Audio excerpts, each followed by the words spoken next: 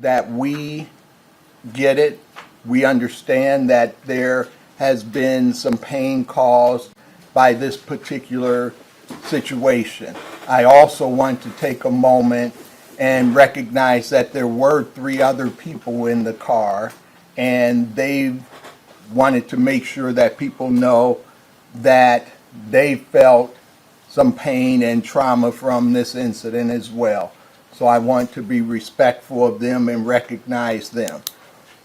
The Omaha Police Department, the city of Omaha, is absolutely committed to every time we see an issue in our community to making sure that we address it. We are going to always look to be better. We are going to always look to be great partners with the people of this community. We feel their pain. We know there's some trauma out there.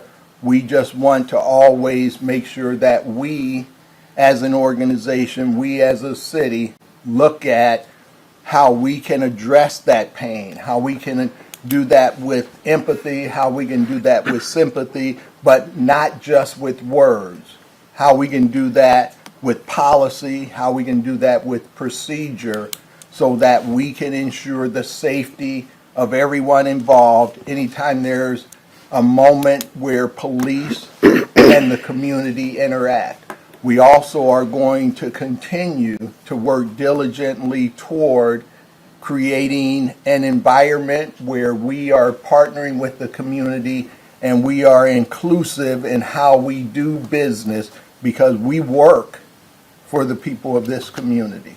So I just wanted to share those opening thoughts with you, and now we will turn it over to Chief Todd Schmaderer. Well, let me add one more thing. You see sitting with me today Chief Todd Schmaderer and Chief of Staff Thomas Warren, former Chief of Omaha Police Department.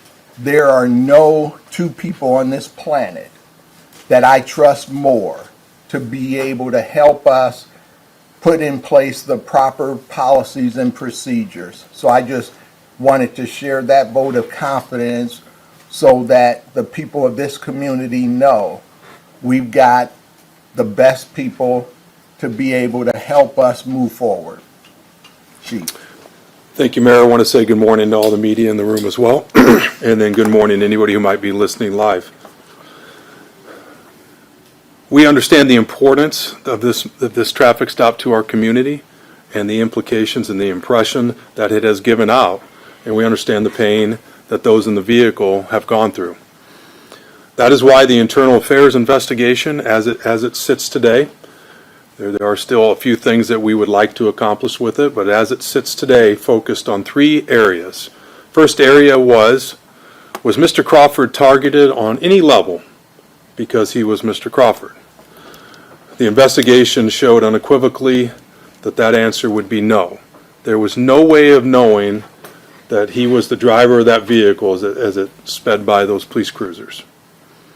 The second area that we focused on was Terrence Crawford treated poorly on any level because he's Terrence Crawford during the course of the traffic stop. And we did not find that to be in play at all. In fact, you'll see from the notes and the press release that we give out, the driver officer did not even know it was Terrence Crawford until he got him out of the car and had to be told. The third area was an evaluation of our policies and procedures. Did the officer follow our policies and procedures as they had their weapons out and got 4 people out of the vehicle? At this point in time, I have determined that it is within policy. Officers do have the right to control a scene in which firearms are present. With that being said, there are some accountability items that I would like to go through with the Omaha Police Department and for everybody here today that we're going to try to cover, because I'm seeing way too many stops involving firearms as it relates to legal firearms under LB 77. And that poses a challenge. Anytime there's a firearm in a vehicle during a traffic stop with law enforcement, it poses a challenge. And as a law enforcement agency, as chief of police, it's important to me that we have a handle and parameters and framework on how we address those. So those 3 action items for accountability would be: 1, we're looking at changing our policy manual. We're going to vet this out amongst our senior command staff.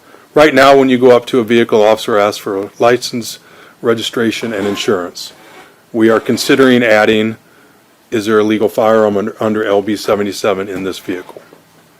The second one, Omaha police officers will go through training on traffic stops, scenario-based training, specifically as it may relate to LB 77 and how we want to handle that. We will provide examples, framework, and suggestions as to ways that they can handle those stops. And we provide the framework because no stop is the same, no circumstance is the same, and all officers are different. So we provide the framework for how we want those handled. And then the third one is, in cooperation with the mayor's office, we do want to provide a comprehensive plan on our traffic stops involving firearms, and let's see where we're at with those so that we have a gauge moving forward as to our pluses and our minuses. So in summation, the internal affairs investigation was very exhaustive. We had a lot of video. Each officer had body-worn camera video. We had a real-time operations center, which had a camera grid on the entire Capital District area, the downtown area. So we know exactly when Mr. Crawford's vehicle pulled out of the garage. We know exactly the route that it took. We know all of that. And in addition, cruiser camera. The two officers were just sitting there when the car sped by. It was a single vehicle speeding by. There was no traffic at the time. And we have all the video from when they initiated that stop. So there is no portion of this that isn't covered by video and audio.